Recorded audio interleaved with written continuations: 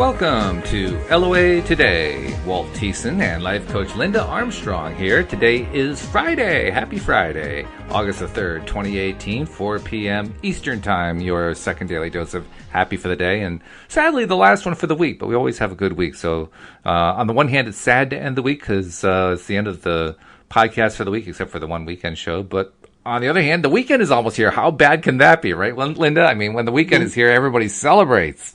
That's awesome. So how you been? I mean, you kind of had a week to digest your first show from last week. What do you think? It was great. I had a lot of fun. I'm actually going to post it on my YouTube. I was trying to get to that today. Oh, good. Very good. Yeah, I enjoyed it, and I'm looking forward to whatever's going to come up for today. Yeah, that's right. Yeah, and it's always different every time. That's for sure. Yeah. I was actually thinking, I participate a lot in groups on Facebook about the law of attraction. And, you know, whenever you're dealing with a wide range of people with various degrees of understanding of the topic and so forth, you get all kinds of stuff.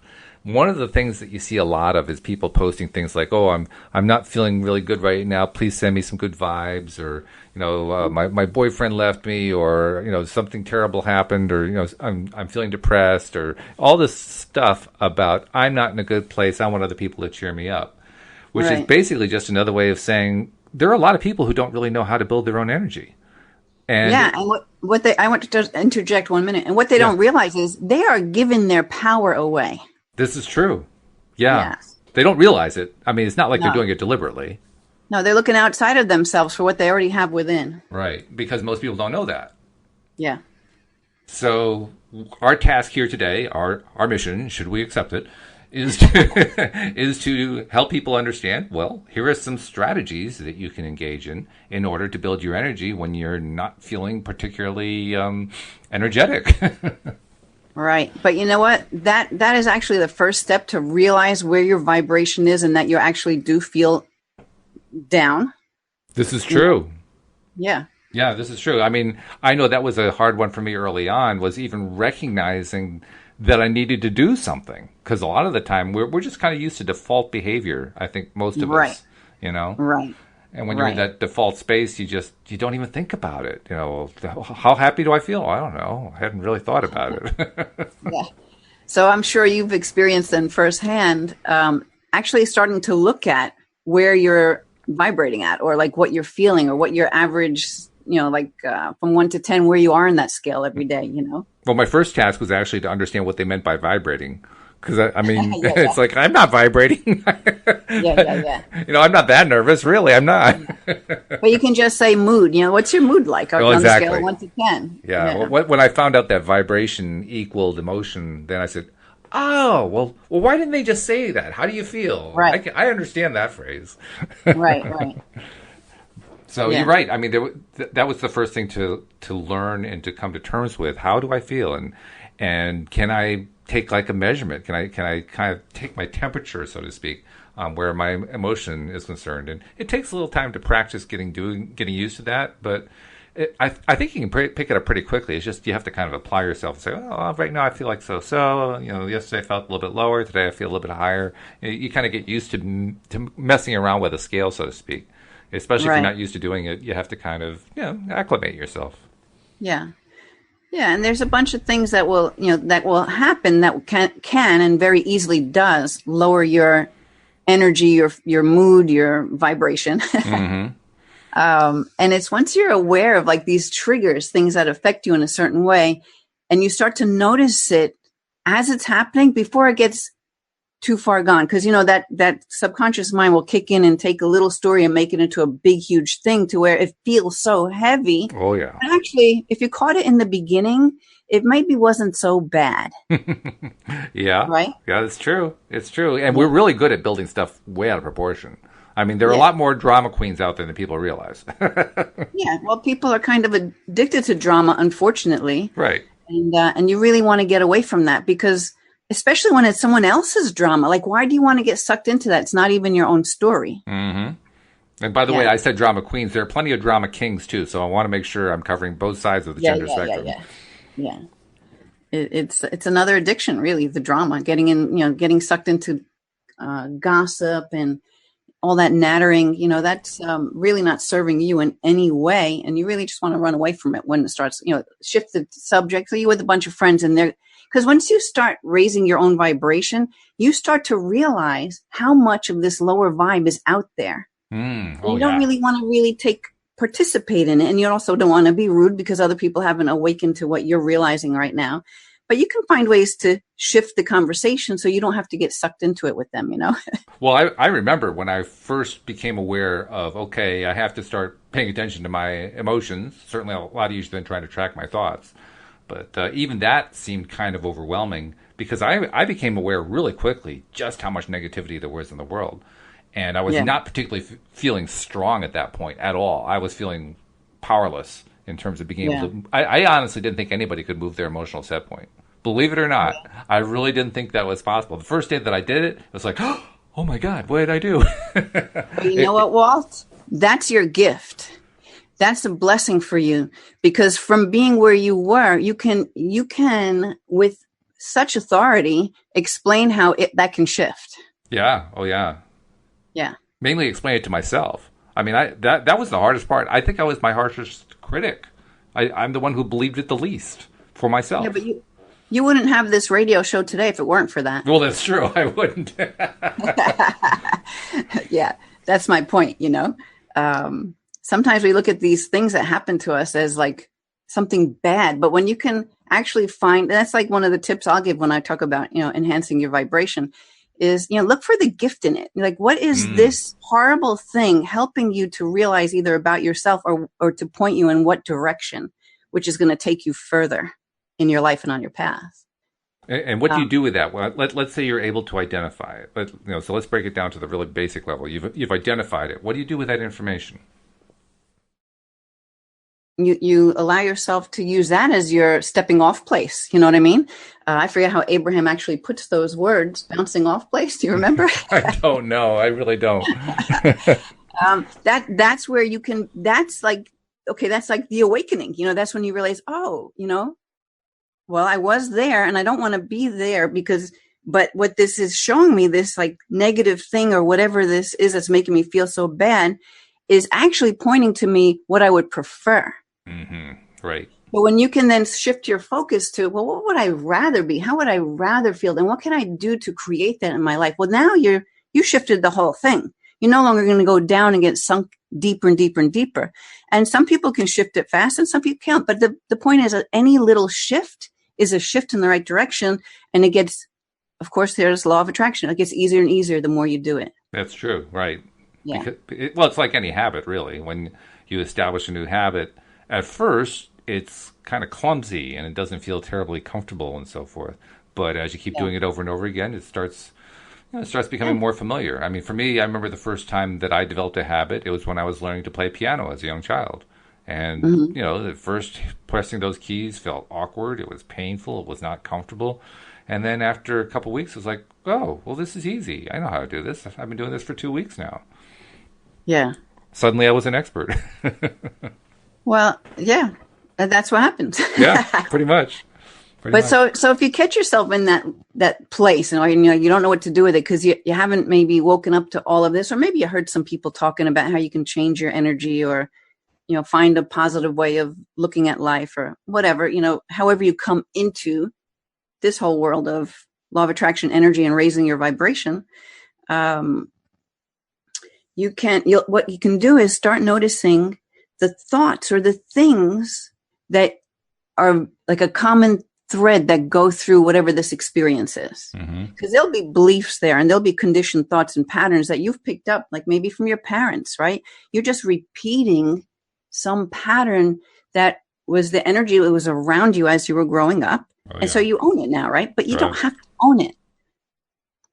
That's true. You can let go. When you start looking at that kind of stuff from a more conscious level, because, it's like the emotion brings it up to the surface. So you can, if you're lucky, see it and look at it and allow it to dissipate, decide you're going to go somewhere else with it.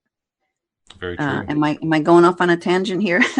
Oh, don't worry about it. We go off on tangents all the time. Okay. Actually, I don't think we've ever had a show that we would consider successful that didn't go off on a tangent. So we're right on track. Right. Don't worry. All right, good. Because I think what I was kind of leading to there is, so when you catch yourself in this vibe, and so maybe it's maybe you're feeling like maybe you're trying to build a relationship, you're looking for romantic love, and it just never works out, and like you're getting, so you have those thoughts come in your mind of like, there's no good guys out there's no good women out there, like all this stuff. Right. That's just all beliefs and conditioned thoughts that you've totally picked up, even if you've experienced it. But you got to look at, why am I experiencing this? Because I'm holding this pattern within my energy system, because of everything is energy, and whatever energy you send out, you will receive back. So when you can kind of understand that, and there's people like you and I who can help people to understand that, then you can look at these things, and they can then be brought up and flipped to something you would prefer. Sometimes even realizing, oh my God, I'm living out what my mom experienced, or I'm living out my sister's life, or I didn't even know I was doing this. Well, that's just it. I mean, there are so many times that we do these things without realizing that we're doing it. I did it. I mean, you mentioned relationships and failure to develop a successful long-term relationship. That was me throughout my entire 20s and 30s. Not one single successful long-term relationship. And I didn't even realize what the main thing was that I was doing until after I met Louise. We got married, and we've been together for 20 years now. But during that period of time after we got married, it finally occurred to me, back in the day, I was expecting every relationship to fail. Right. I didn't really consciously do that. It was just the expectation was there. And so every time that I met somebody, it was always find something that doesn't work with it, something that isn't right. And sure enough, it wouldn't work. Right. Yep. Talk about sabotage, right? Ugh. Totally. But, one thing I like to do is, or I like to teach people to do is, when you realize you have these thoughts that come up and they're not supporting you, you can just say, even out loud, cancel that. I'm not holding that thought in my psyche. I'm getting rid of that one, and then flip it to something else you would prefer. Yeah, that's also the other thing that took me a while to learn, that you really can let go of it just by saying, I let go of it. The first time I heard that idea, I said, well, that's crazy. It sounds crazy, doesn't it? Why would you just saying it get rid of it? But it does. It does. Well, it absolutely can in an instant, but not everybody can actually go there. And sometimes it does take a little bit more work. But the big part of it is just the acknowledgement that thought is not serving you blows a big hole in it. It does. Blows a big chunk in that energy. So you won't so easily hold it. It'll come up again, and you'll be like, wait a minute, that's that thought that I decided I'm not going to hold anymore. And then you just, you can yourself work to create a new one, or you can go to people like me who can help you do that kind of thing. So, and let's also talk for a moment about what energy is, because we use the word in a variety of different ways in the English language. For instance, there's electrical energy. That's one kind of energy. There's the energy to get up in the morning. That's sort of another kind of energy for sure. There's what they often call spiritual energy. That's another kind of energy. I mean, they all have some overlaps to them, but there are different ways that people understand energy. When we're talking about this kind of energy, from your perspective, what are we talking about? What does it mean to say energy? Okay, so from my perspective at this point, all of it. All the same stuff, right? It's all the same. There's you can try to compartmentalize it, but ultimately it's your body is vibrating to a frequency, and you can feel that frequency change by your mood, right?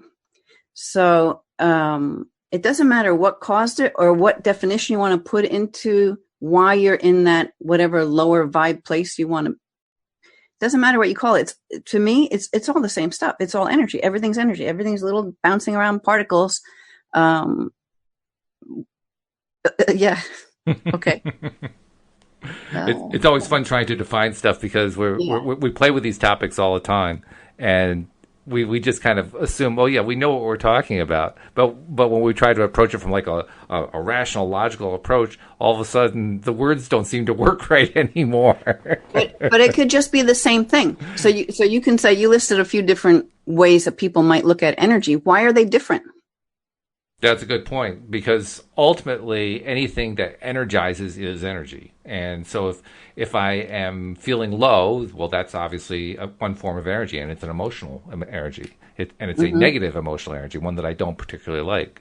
If I'm Mm-hmm. feeling high, if I'm feeling great, if I'm feeling happy and joyful, that's another kind of energy. It's really the same energy, it's just different amounts of it, different Right. vibrational levels of it, and so forth. But Right. it feels different. It feels qualitatively different. Yeah. And the recognition factor is when you're feeling that kind of energy, it feels good. It feels like you could just do all kinds of things. Like you Right. have all kinds of energy to go do stuff because you're feeling good. Whereas when Right. you're feeling really depressed, you don't have energy to do anything. You can't even get off the couch. So maybe it helps to put the scale to it, you know? I don't want to get off the couch. I'm at like a one, Yeah, one right. and a half. I want to go out and like take on the world and like preach to everybody this love that comes out of my heart. Well, I'm above a 10, you know, Yep. and anywhere in between. So maybe take the words away, put the number to it. And I like, even last week you said you didn't consider anything positive or negative. It's just energy. And that's right, because it is just energy. It's just, it has a different feeling and a different vibration to it, a different frequency to it. Yeah. Yeah, I think Yeah. that's exactly what it is. It seems different. I mean, it seems like we're talking about different things, but it's really all just the same thing. And It's all just the same thing. Yeah. as we become accustomed to that, then I think that for me is where it all starts to make sense. When I think about energy as all those things, like you said it very nicely. It's all energy. When I think about it that way and recognize that regardless of how I'm feeling, regardless of whether I feel up and down, regardless of whether I'm thinking about it in terms of spiritual energy, no matter what it is, if I just kind of group it all in this great big thing called energy, now it all starts to make sense. And I can't even tell you why, but it just does, because maybe because the concept is easier when it's all one thing. I don't know. Yeah. Um, I'm not really sure. Doesn't matter. But the point is that that's what works for me. And I think anybody has to figure out that's the reason I raised the question, what is energy? Anybody who's even considering energy and trying to understand how to get themselves energy and so forth has to come to some kind of conclusion that works for them. It well, almost doesn't even matter what it is. It just they have to come up with some sort of approach that feels right to them about, what is energy right. all about and how am I going to use it? So very simply, if it doesn't feel good, it's not supporting you.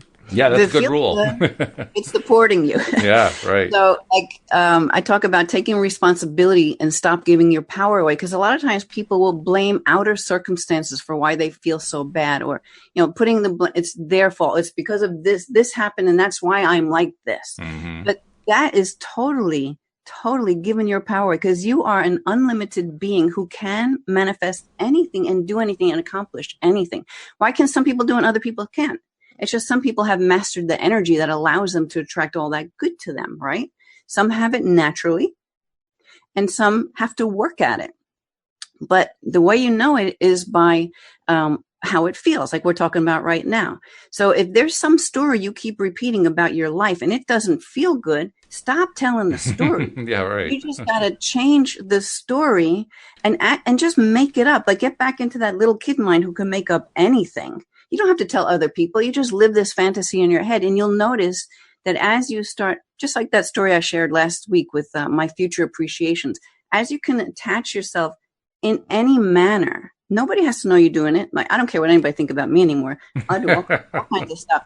But really, if you feel like this is weird, this is crazy, but this girl says you can just imagine in your head and you'll start feeling, yes. So play with it.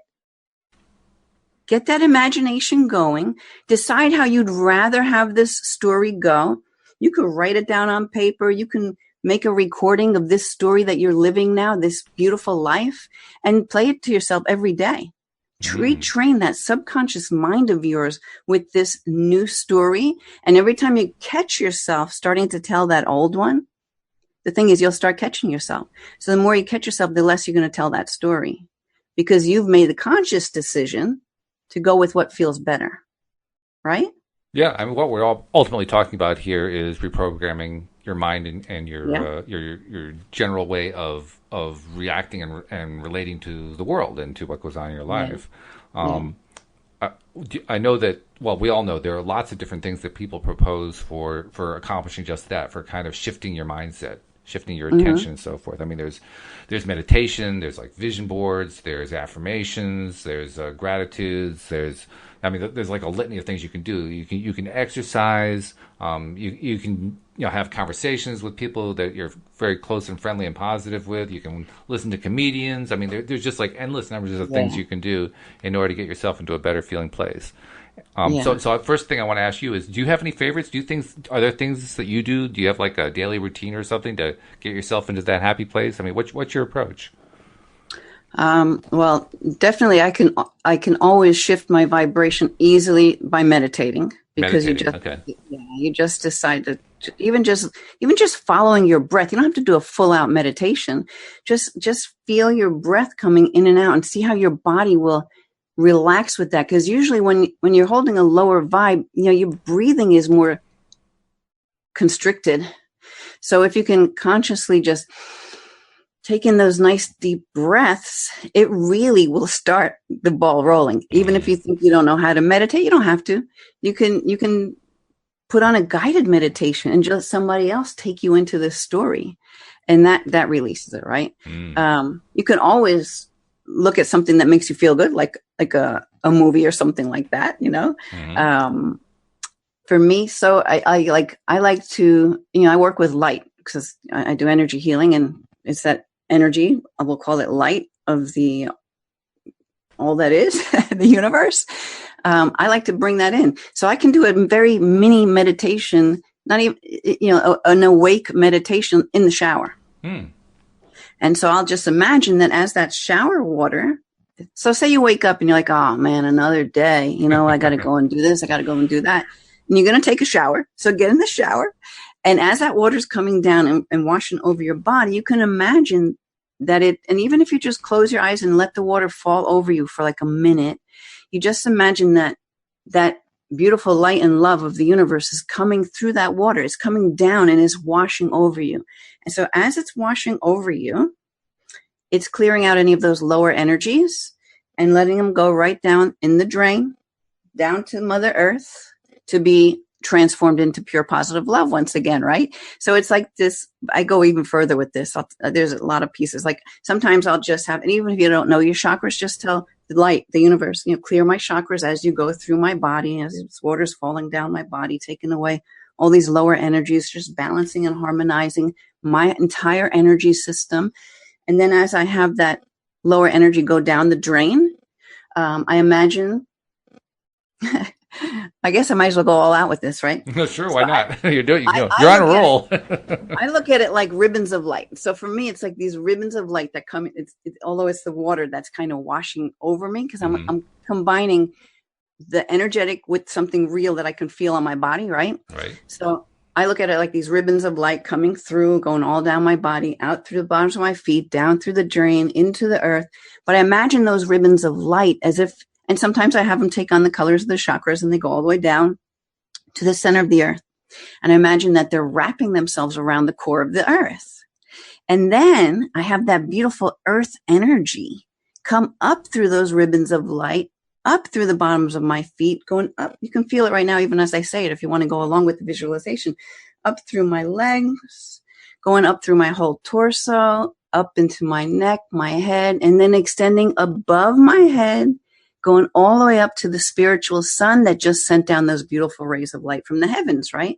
So I'm having this heaven and earth energy clear my body and energize it at the same time. So I'm being held between the heaven energies and the earth energies, the universe energies, and, the ground, Gaia, Mother Earth. So, because a lot of people who a lot of people, when they get into all this spirituality and things like this, they want to live in those higher upper chakras because they think that's the place to be. But really, unless you're really grounded to this earth where we live, your energy can't go as high as you want it to go. So you need both. We don't actually talk about chakras much on the program at all. I can't remember the last time we talked about it. So give people like an overview. Talk about what are chakras, why are they important, how do you use them? Okay, so you have, your body is a whole energy system. So there are these centers, these energetic centers within your energy system. And just to make it really simple, And that's the only way I like to describe it, because why get complicated? I mean, I get messages from my guys all the time. There's no right way. Keep it simple. The root chakra is the one at the base of the spine that usually takes on the color of red. Now that chakra is all about feeling safe, secure, supported. Like that's your connection to the earth. It's also a manifesting center, right? Getting things done in the physical. You go up a little bit higher. There's an orange one called the sacral chakra. It's about 2 inches below the belly button. That chakra is all about relationships, sexuality, sensuality, but also creativity. Okay. And that's a center where you hold a lot of your junk, like your emotional problems, like, because a lot of it comes from, relationship kind of things, relationships to anything. It's just relationships, right? I was going to say, what a surprise. Sex and getting confused about stuff. Who could possibly be surprised by that, right? Yeah. So that's that one. Then you go up a little more to the solar plexus. Okay. That's like 2 inches above the belly button, 2 inches below the rib cage, like in that area, in that solar plexus area. That takes on the color yellow. That's the center of will. That's your getting things done. That's your ability to really, it's a huge manifesting center. It's how you're perceived in the world. So, it's a power source. You go up a little more, green or even pink is the heart chakra, all about love. Then you're going to go up into the throat chakra. Throat chakra takes on like a lighter blue color. It's all about communication, but in any form, not just the voice. It could be artistic. It's a very creative center. It could be writing. It could be any way of expressing your truth that's the throat chakra. Then you go up a little more, third eye. Takes on an indigo color. Sometimes people look at it like a purple color. And that's kind of like if you were to draw a line from ear to ear and from the center, kind of between your eyebrows and back, like where it crosses, like that's where the third eye is. Is that the pineal gland? I don't know if you know about the pineal gland, right? Which is actually a gland that can actually register light. So it sees, right? So that's the third eye there. And that's, intuition. That's connecting to the energies that are outside of you. And of course, then higher than that, crown chakra usually takes on a white or, a purpley color. And that really is that bridge, that opening to the higher energies. And they all work together. And sometimes some are either overworking or underworking. So you want to just kind of have that all balanced. And so that little I'm telling you, in the shower, you can do that for like 2 minutes.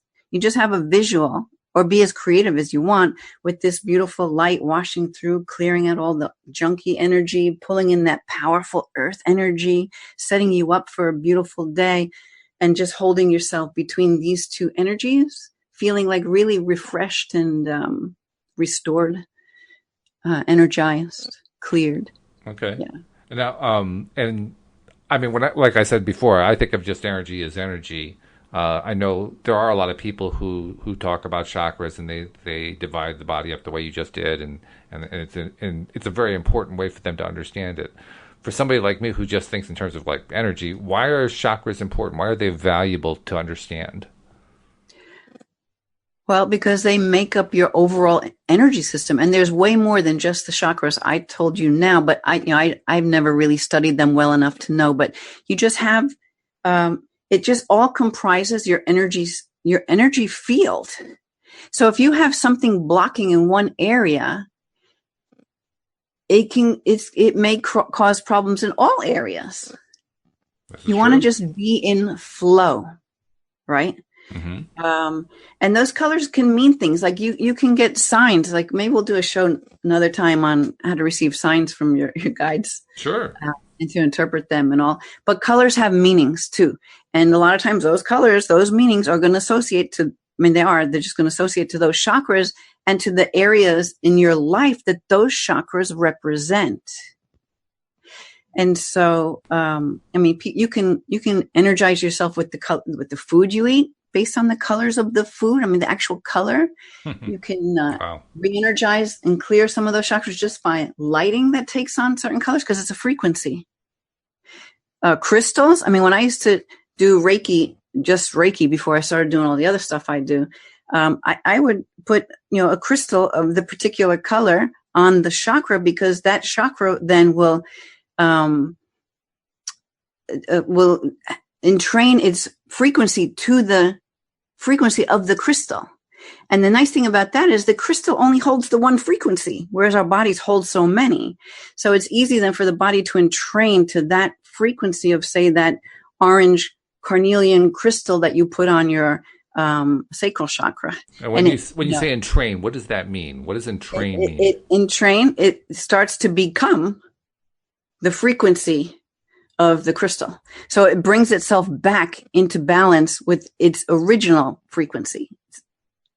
Because the chakras have a certain frequency. So the crystals that have the colors, in most cases the colors that correspond with the chakra, are carrying that frequency, only it's pure, because it only holds that one frequency on the crystal.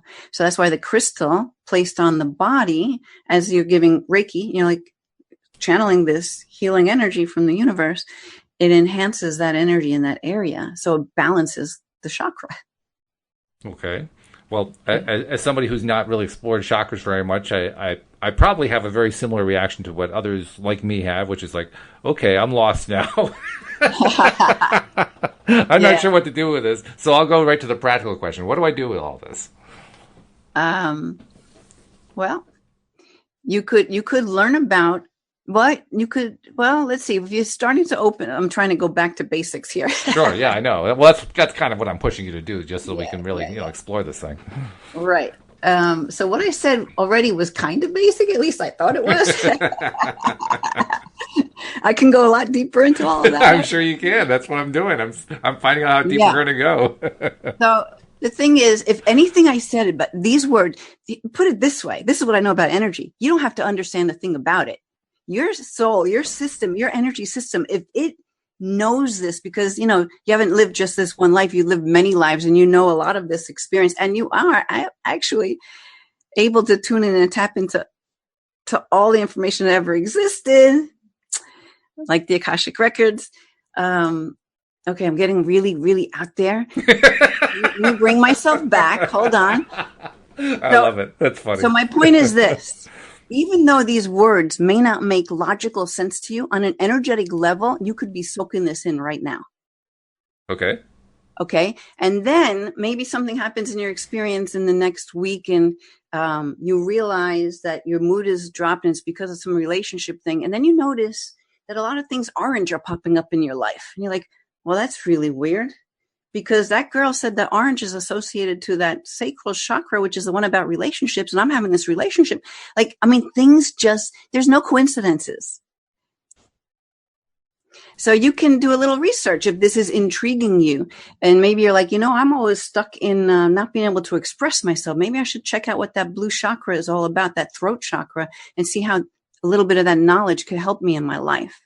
And you might start finding answers and opening up for yourself. So I don't know if this is helping in any way. Well, it's raising a question in my mind, because we talked earlier about how so many people, when their energy is low and they aren't really good at regenerating, rejuvenating themselves, they'll try to steal energy, they'll engage in dramas, all this kind of stuff. But as you pointed out, for the most part, they're just people who are looking outside themselves for information and for energy and for a solution to this problem of I just feel so drained. Yeah. And so in that context, I'm thinking about what we're talking about here. And you said, well, you can go look up what all these colors are. Isn't that looking outside of yourself? Isn't that looking to some other authority to find out what all this stuff means? Well, there's a reason we have knowledge in the world, right? So if it's something you've never heard of before, and it could actually support you to find your own way, you're still finding your own answer. This is looking outside to some information that could possibly help you, so you're not blaming your mom anymore. Okay. And so you're not blaming your teacher anymore, right? So you realize, I have something that's out of balance within my energy system. I didn't realize that could happen. So let me see, how can I balance my energy system, especially in the area of relationships? So you can find all kinds of information on how to do that just based on that alone. So really then the value here is not so much knowing where to go find the information, but recognizing that whatever information you dig up what you're really trying to do is you're trying to incorporate it into your own thinking, your own being, your own experience. In other words, you're trying to internalize it in a way that works for you, not necessarily what was written in a book, but what actually works with you. Yeah, because otherwise you'd never find out any information. You want to be a mechanic, but you don't know the first thing about it. You got to look at some books. Yeah. Yeah. Right? You want to tune up your car, but I don't know how to tune up a car. Well, you got to get some information on how to do it. So you want to tune up your energy system. There's tons of information out there on how to do that. Okay, this is just totally like pure energy we're talking about now. But it's all related, once again, to the thoughts and the things that we're doing. So like dumping the drama and not getting caught up in that, that's huge right there. Because, and not blaming other people for why you got fired just because that girl's not holding her weight, or, whatever the story is, it all comes from within. So, there could be imbalances within your own energy system and tons of experience, these programs that run in your subconscious mind that you can clear out. Okay, so that's going within. That's doing the work. Maybe you have to go to someone like me outside of you, but to help you find out what's going on inside of you so that you can clear it and own it and enhance it for yourself, right? Right. And like another big thing about that drama stuff and giving your power out is the thing about allowing, right? We got to allow other people to live their stories. It's their story. It's not yours. So you don't have to be affected by their story. Especially once you realize, you know what? Maybe they're getting sucked into that way of being, but I don't want to go there. I choose to go this place. Yeah, we automatically assume so easily that other people have it all figured out and that we're the ones who don't, but that's so rarely true. Ugh. Yeah. And the other thing, too, is, are we still connected? I think I lost you. No, we're here. Oh, okay, good. The reason she's saying that is she's having storms there, so she's not really sure if she's going to be here with us throughout the broadcast. But I promise you, Linda, if you disappear, I'll be the first to know. Okay, all right, good. I thought I heard like a flat, like a totally cut thing, It's just energy. Don't worry about it. Yeah. So where are we with this? We're talking about managing your own energy. So practicing allowing, and don't get caught up in judgment, right? Because judgment's a very heavy energy, and judgment, when that word gets used by most people in a spiritual context, it has a very definite meaning to it. It is, I mean, if you look at the root of the word judgment, the root of it is to discern, but judgment as we're using it here has a pejorative side to it. It has a blame side to it. Yeah. If you can use it in the positive light, yeah, great. But we're talking about getting stuck into other people's stories, blaming people outside of you for your problems, judging how they live their life. Well, there's a purpose to all things in life. Even the stuff that we don't agree with, it's serving a purpose. And we don't have to know what that purpose is or why that person chose to come here in this life and live that way. It's usually good to let go of that kind of stuff. Yeah. Because when we get hung up on it, that's when we tend to lose track of where we're going with ourselves. We're so wound up with what that person is doing that we forget what we're doing. We kind of omit the most important part of the journey. That's our part. Yeah. And, and even with my whole career of developing into doing the healing work I do along with the coaching, I look back and I've done videos on this and I remember always looking outside of myself to what is that healer doing? What is that one doing? Or maybe I should do what they're doing. But that's given my power away. Really, I had to stop looking out there because everything I needed was within me. Right. Yeah. But it depends on how you're looking at it, right? So sometimes you're looking at, wow, I really love that modality they're doing. And it triggers something within you. Next thing you know, you're enrolled in a course. That's a little bit different because you're it's a high energy. Wow, I really admire that. Not oh my God, they're better than me. Oh boy, I better learn this. You know what I mean? Well, you're touching on a very important point here because talking about the Facebook groups and people who are talking about this stuff in law of attraction groups, I see it a lot. I'll see somebody who says, I've been using the 5x55 method now for the prescribed number of days and nothing's happening. Does this stuff really work or something along that line? And the first thing I'll have to do is find out is, okay, let's see, what's the 5x55 modality? And once I figure what that one out is, okay. All right, so now I know what we're talking about. All right, But because I have no clue. Never heard of it. oh, it's a writing exercise. You Oh, write okay. you basically write an affirmation 55 times for 5 days, or 5 times for 55 days, or something along that line. Yeah, yeah, yeah. Yeah, it's You know what? basically Keep it's a way of writing it. Write it's it for 100 reprogramming. days till it kicks in. Yeah, well, yeah, it's reprogramming is Yeah. what it really is. Yeah. I don't know if you've heard what Cindy Chavez has been doing. She has periodically experimented with doing 1,000 affirmations of the same affirmation a day for 10 days to see what happens. Uh-huh. And probably the most fun part about that is talking with her, trying to figure out how does she get 1,000 in a day. Well, does she record it and have it on a loop and she could listen to it? No, actually, she doesn't. She takes the idea of like what Catholics have with their rosary beads, except she Yeah. lives near New Orleans. She lives in Baton Rouge, Louisiana. So she used Mardi Gras beads, and she counts that there are 75 Mardi Gras beads on one of the little bead strings. So she uses that as her counter to figure out how many times she's done it. And she'll do like groups of 75 throughout the day until she reaches her goal. Yeah. Well, that totally works because I've done it with mala beads. You've heard of mala beads? I have not, no. And what is the number right now? I'm drawing a blank on how many beads are on a mala. I couldn't tell you. Yeah, I'm gonna see if I can get it here. Anyway, it's the same thing. Like there's so many beads within, and then the number of beads have a significance to to energy, Mhm. right? So I won't explain in detail a situation, a problem that came up within my family where I developed a mantra, a statement to support this person who was having this problem. And we got everyone in the family, and we're all over the country. But at the same time, whether you're Eastern, Central, or Pacific time, we got on at the same time saying this mantra for all of these beads, 108 times. Okay. And let me tell you something. The thing that we said, the statement we said, has come true. And this was not an easy thing. This was like a miracle kind of statement. Hmm. I can't go into detail because it's not my story to tell. Yeah, sure. But it was a pretty severe situation, which is now totally changed around.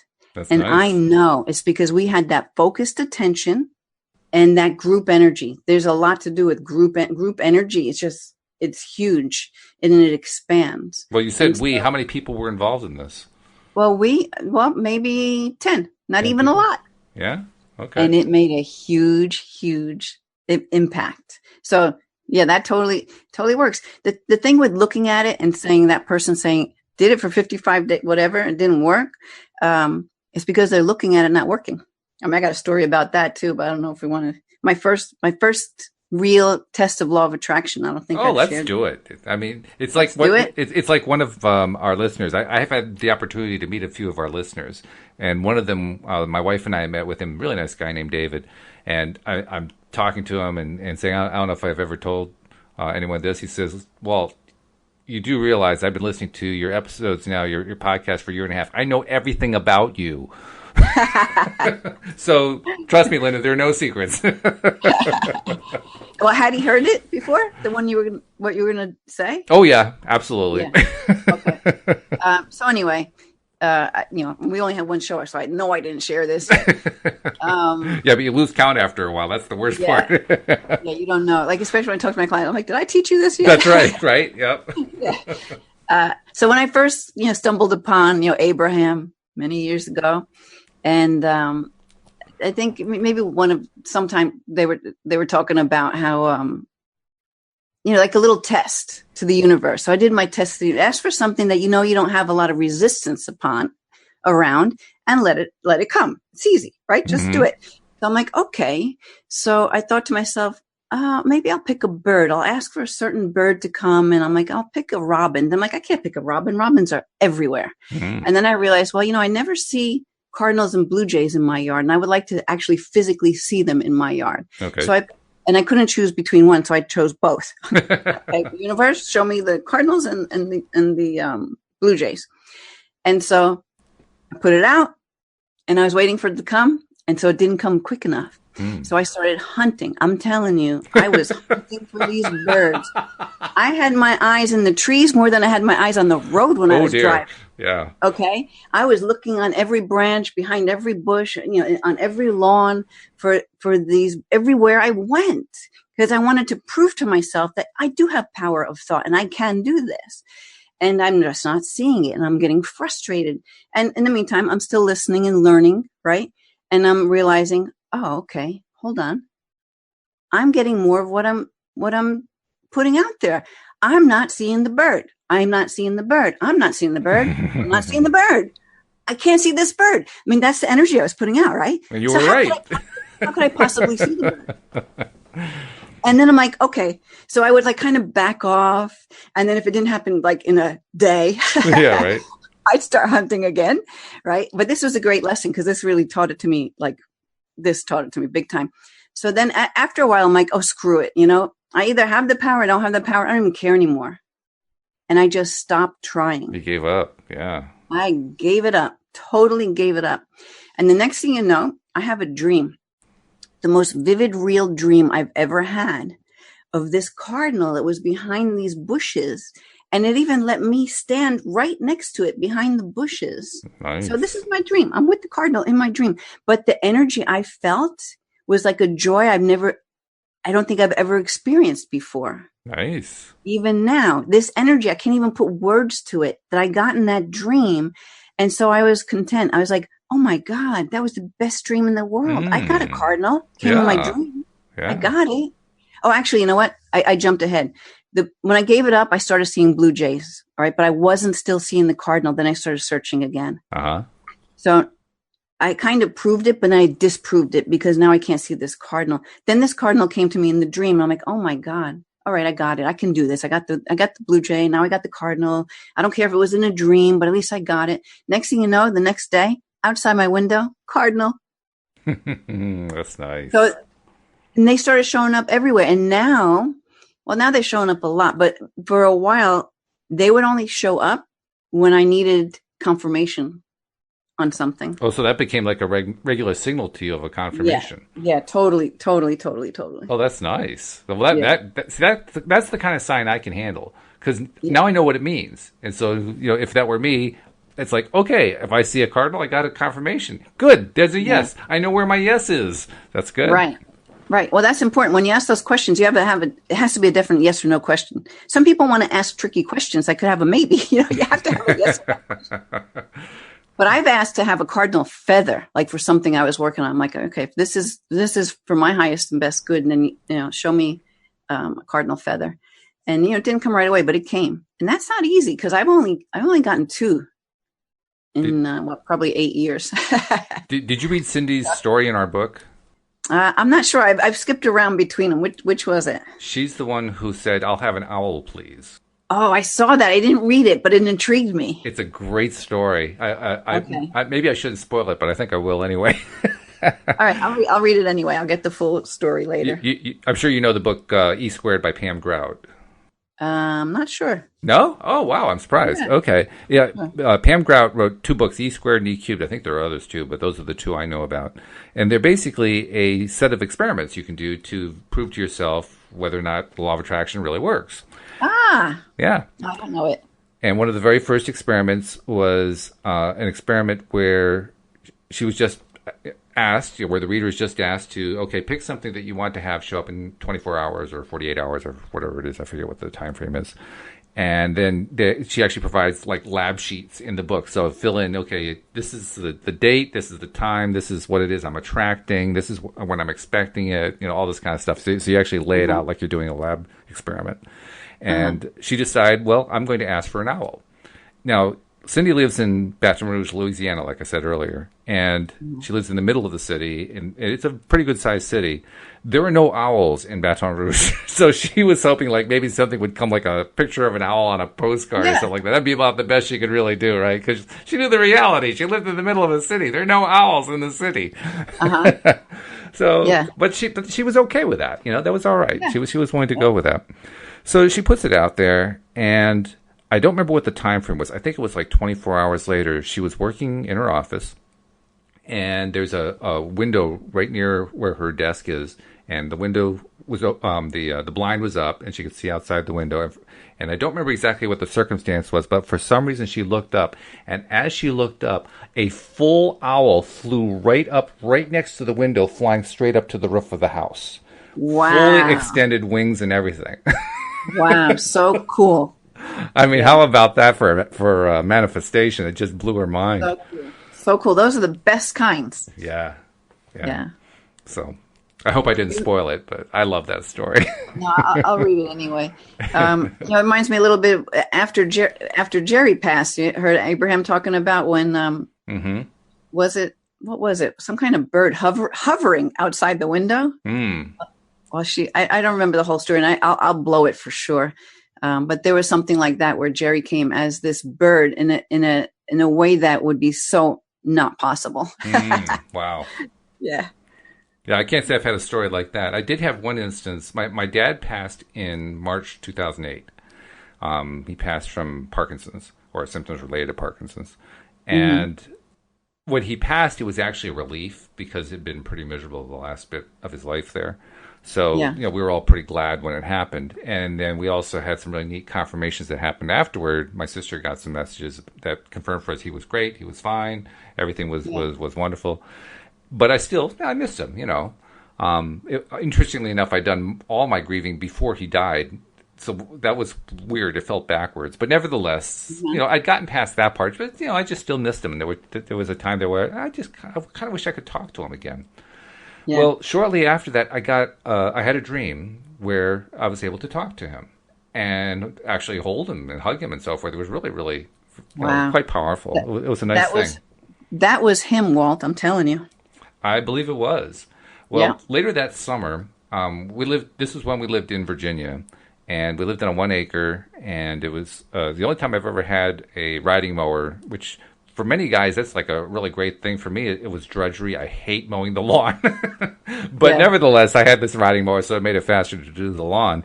And this one day I went out to do the lawn, and I'm mowing along, and all of a sudden I look over by the house, part of the lawn I'd already done, and sitting on a flagstone, the kind that you walk up on a path, that kind of thing, right next to the steps was a mourning dove sitting there watching me. Now, bear in mind, I'm sitting on a riding mower. Those things are loud. Yes. They're loud, they're noisy, they're raucous. And I was about 10 feet away from this bird, and the bird was just sitting there and looking at me. Yep. And I was saying, what on earth? I've never heard of an animal, first of all, being willing to be that close to a riding mower in all its roaring glory. And second of all, a mourning dove just kind of standing there looking at me. I'm thinking, what is that all about? And it took me, and I just sat with that for a bit. I didn't know what to make of it. Why would a mourning dove do that? And then it finally came to me, well, mowing is something I associate with my dad. Yeah. There was a big association there for me, and I thought to myself, I wonder if that's my dad just checking me out. Oh yeah, I have huge goosebumps right now. Always Do you really? A sign that, that's it. That was your dad. That was your dad in that dream too, because they'll come in dreams, especially the vivid dreams. It was very vivid. Most times for me, a dream, I don't have any sense of touch in a dream, and I actually have very little vision in a dream. Believe it or not, my dreams are very fuzzy and not bright colors most of the time. Most of the time it's just very muted. My experience is usually emotional and sound, because sound is my auditory is my best of the five senses. So having touch in a dream is really unusual, and I had touch in a big way there. I mean, I could actually physically feel his body, and that was just unbelievable. Because he was actually really there. Yeah, that's. I mean, there's a part of me that says, "Yeah, right," and the other part of me says, "Yeah, I know." Because you felt it. I felt it. Yeah, that's right. You can't logic that away. No. I tried to sometimes, but that one was too real, and I think it was also very meaningful. So I really didn't want to. But yeah. Oh, he was there for sure. My sister passed away in October of last year. And I have a video about the signs that she was sending in the many different ways, because I worked with her while she was going through her whole cancer experience and opened her up to all this thing about receiving signs and all this kind of stuff, that she went to town after she passed. I'm telling you, it's like it blew me away. I still have people sending me photos on Facebook about ladybugs coming to them, and at pertinent times when it makes sense that it's her. But lots of different things. But that's another long conversation. That's good though. That's neat though that happens. I mean, I mentioned that my sister got a message from my dad shortly after he passed that reassured us that he was fine. I've told that story before on the podcast, but I'll tell you again because it's fun for me. I like it. It was about 4 or 5 days after he passed. My mom and my sister were in church together, and when they were in there, my sister, during the sermon or whatever, my sister started getting this massive headache. And she has taken a lot of classes in, how to develop your psychic abilities and, various spirituality modalities and so forth. And she had learned that a headache can very often be somebody trying to contact you. And so she instantly tuned into that and immediately thought of my dad and said, "Dad, is that you?" Yeah. And instantly got a thought back, yes, it was. And my sister, God bless her, the very first thought that came to her at that point was, what's it like on the other side? And the answer that came back was festive. And when she told me that story and she mentioned the word festive, that's when I knew it was a true story. You know why? It's because festive is what I call a dad word. My sister, I think it's the first time in her life she ever used the word festive. She would describe things as fascinating and fabulous and amazing and incredible and unbelievable. Festive would never be one of her words, but it was definitely one of the words my dad would use. He would be the kind of person who would say, "On this festive occasion." He would actually say that. Well, and I'm sure he purposely put that word in there so you would know. They'll make sure you know. I believe it, yeah. So it was really wild because a few days later, we all gathered together for the memorial service, and we're meeting in the church where they used to attend church. You have to also understand, I'm not a churchgoer. I haven't been for many, many years. My brother was not, although with his wife Yona now, they do go to kind of an alternative church. My sister was sort of so on that. She did more like spiritual church, the Church of Two Worlds kind of thing. My mom and my dad were the churchgoers. And Louise and I really aren't at all. Well, we're all there, and we're in, I can't think what they call it, but there's like a special meeting room right near their sanctuary, and we're meeting with their minister, and we're all having this conversation in this room leading up to the memorial service. And it didn't occur to me what this was all about. I mean, I knew we had the memorial service coming up, but I didn't know why we were all meeting and talking. We were just kind of chatting about stuff. And then it finally dawned on me, the minister's there to console us. Yeah. It never occurred to me because we were all feeling so great. We literally were feeling so good. It just wasn't even an issue. And so when it came time for the service and he gets to the point where he starts talking about my dad, he says, boy, Walt and Marvon did a great job with their kids. This is a family that has the greatest amount of faith I've ever seen. And I'm just sitting there laughing because none of us are churchgoers. Yeah, but you were totally lined up with his past. Oh, totally. Yeah, completely and totally. Yeah. So just goes to prove you don't have to be a churchgoer anymore. No. I could share a story on another show about stuff like that with, how you start holding this higher energy, it's contagious. And people around you who may have been closed-minded in a certain way will open up without even knowing because, their soul is like, get some more of that. You need this. Well, let's make that the topic for next week then. I think it's a good one. Okay. Before we go, I do want to remind people, most of our people who listen are loyal listeners. They're subscribers. They catch every single one of the 45 episodes we do every month. But many of the people who tune in are doing it for the first time. And if you're tuning in, and this happens to be the episode that is your first one to listen to, and you like what you're hearing, please consider becoming a subscriber. It's free. It takes about a minute. And all you have to do is go to the homepage of our website at loatoday.net. All the instructions are right there on how to do it. So, just take the time to do it. You're going to love it. It's going to pay off in so many ways in your life. And how good is it to have like positive entertainment coming to your radio every day or to your smartphone? It's the best way to go. Awesome. Yeah. So, Linda, it's been a pleasure. I can't wait to talk to you again next week. Okay, great. Thank you. All right. And we'll see you all next time here on LOA Today. Goodbye, everybody. Bye, everybody.